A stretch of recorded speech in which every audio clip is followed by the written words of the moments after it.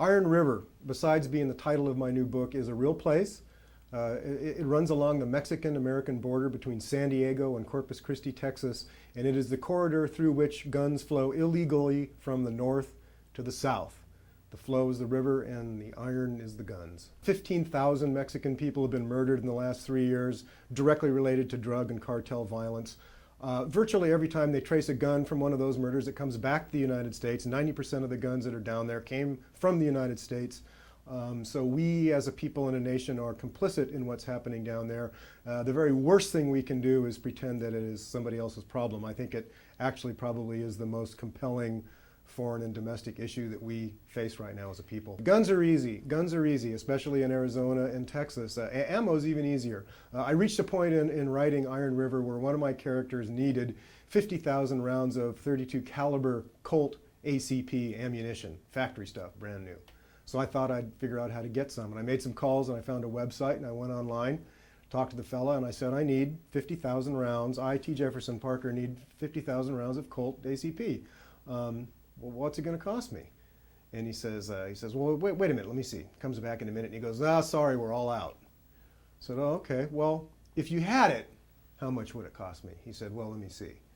Comes back a minute later. He says, Mr. Parker, it will cost you $19,750.81, and we can drop ship it to you, and we can have it to you next Thursday. That's how easy it is to buy 50,000 rounds of centerfire ammunition, each round being, of course, completely capable of killing one human being. The one truth that everybody should agree upon is that you can't solve anything by ignoring it, and you can't solve anything until you have seen what the problem is.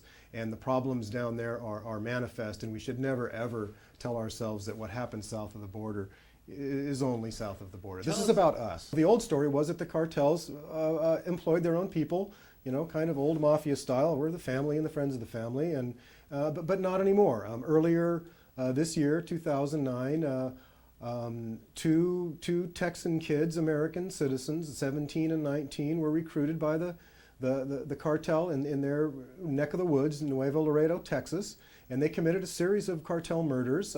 They were hired to do just that. They're 17-year-old button men, 19-year-old button men, and they get $5,000 per hit, and they would get a truck if they did a good job as a bonus. So this problem is not theirs anymore. It's ours. It's right down our streets in Texas and in California, and it's only going to get worse if we continue to close our eyes. I'm moved by it. I think this stuff is really important. I think it's compelling. It's interesting. It's a novelist's delight to work in such levels of life and death and good and evil. It's fascinating material, but more to the point, it's important material, and it's what's happening around us, and it is a part of our world. And I'm going to be out here in January when Iron River is published to talk more about it, because I think we got to get a handle on these guns. Something's got to give. We have to make some improvements.